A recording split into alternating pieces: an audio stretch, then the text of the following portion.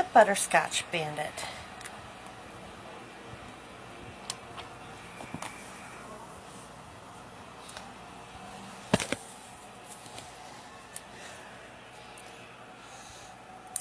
Delicious, Minnie Mouse said, taking tiny taste of butterscotch brownie.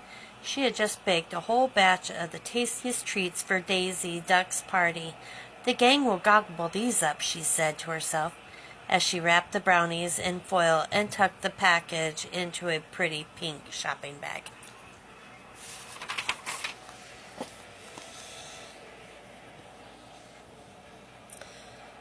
When Minnie arrived at Daisy's house, the other guests were already there.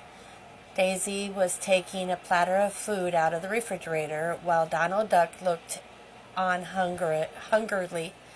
Goofy, who was wearing bandages on both thumbs, was carefully getting Mickey Mouse's dog, Pluto. I was trying to hang up some pictures, Goofy explained to Minnie. I sort of missed twice. Gosh, I'm glad you're here, Minnie, Mickey said with a bashful smile. Would you like to dance? I'd love to, Minnie said as she dropped her bag on the kitchen table and followed Mickey into the living room.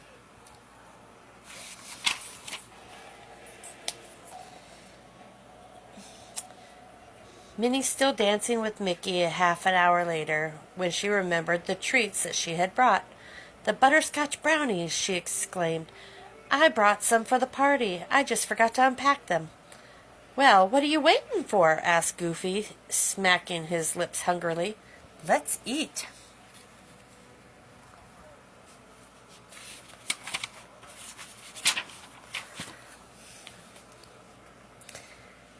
Minnie ran to the kitchen, but when she got there, she had a big surprise. The shopping bag was tipped over on the table, and there was nothing inside besides some crumbs and foil. Minnie looked all around the kitchen, but the butterscotch brownies were gone. Minnie went back to the living room. My brownies are missing, she cried, and waved an empty bag in the air.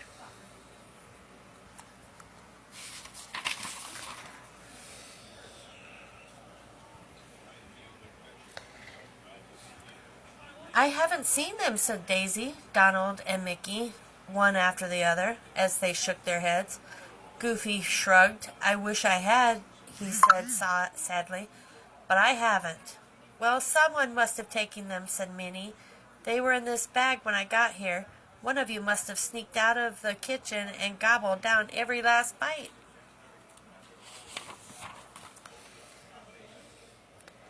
It wasn't me, Minnie, Daisy said. I don't even like butterscotch. I guess that proves you're not the thief, Daisy, Minnie said. So who is?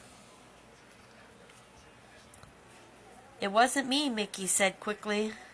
You and I have been dancing non-stop since you got here. Minnie, I haven't even been near the kitchen. That's true, Minnie said. You couldn't be the butterscotch brownie thief. But if it wasn't you, and it wasn't Daisy, then who was it?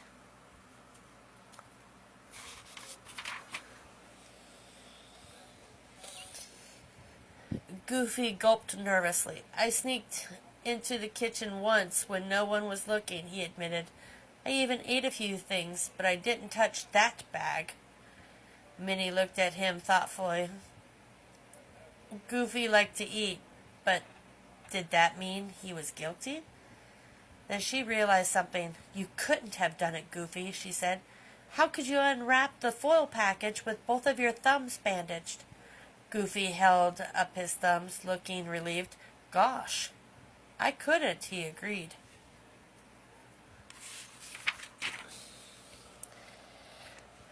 Donald was looking more and more anxious when Minnie turned to him. He squawked, It wasn't me, it wasn't me. Daisy gave him a suspicious stare. Are you sure, Donald? Donald nodded vigorously. I might have smelled them, he said. I might have even unwrapped them to take a peek. But I absolutely, positively did not taste your brownies. Not even one crumb. Minnie wasn't sure whether or not to believe him. Donald liked to eat almost as much as Goofy did, and he had unwrapped the package. Was he telling the whole truth?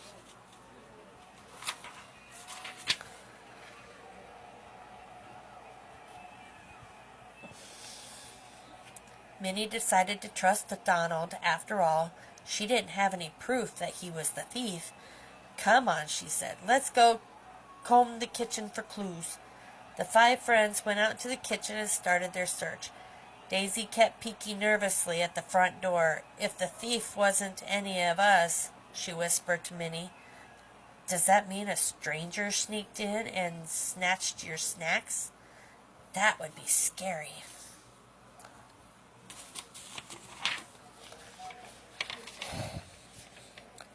Hey, Minnie, called Mickey. I found some footprints. He pointed to the floor by the table. Come on, Minnie cried. Let's track down our thief, she said, and her friends followed the trail of footprints across the kitchen, up to the stairs, into Daisy's bedroom.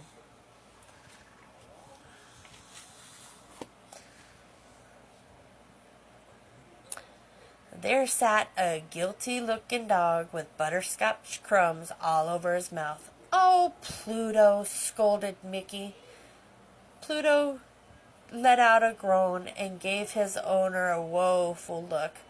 Minnie just smiled. Don't be too tough on him, Mickey, she said, giving Pluto a pat on the head. It looks like he's already paid for his crime with quite the tummy ache. The end.